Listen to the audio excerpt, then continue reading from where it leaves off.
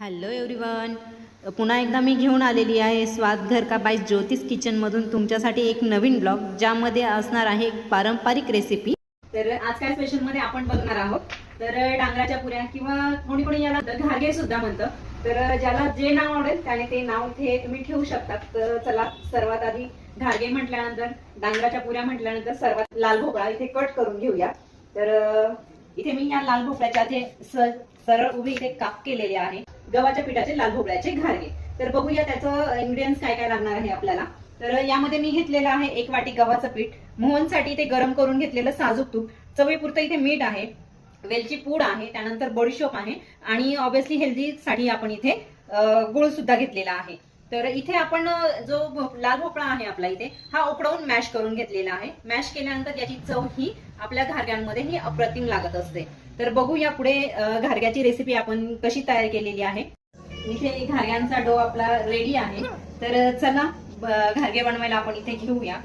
डो तयार करून घेतलेला आहे जेणेकरून आपली जी पोळी आहे ही थोडी मोठी होईल म्हणून। बघू शकता तुम्ही, आपल्याला पूर्ण आपला जेवढा पोळपाट आहे तेवढी पूर्ण ही पोळी तयार करून घ्यायची आहे आणि याच्या छोट्या छोट्या पुऱ्या तयार करायच्या आहे, जेणेकरून आपली जी घारगे आहे हे घारगे पूर्णपणे एकसारखे होतील आणि छानही दिसतील। तर बघू, पूर्ण पोळपाट भरून ही पोळी इथे लाटून तयार झालेली आहे। तर हे बघा, या पद्धतीने असं धारदार असणारं ग्लास, वाटी या पद्धतीने तुम्ही काहीतरी घेऊन असे सगळे एकसारखे हे घारगे तयार करून घेऊ शकतात। इथे तेल सुद्धा मी तापण्यासाठी ठेवलेलं आहे। तर हे तेलही एक साईडला तापत आहे आणि दुसऱ्या साईडला आपले घारगे सुद्धा रेडी होत आहे। तर बघू शकता, एकाच पोळपाटमध्ये मी किती सारे इथे घारगे तयार करून घेतलेले आहे। बघू शकता तुम्ही सगळे, तेल सुद्धा आपलं असं कडकडीत तापलेलं आहे। तर यामध्ये आपण एक एक करून हे घारगे सोडूया।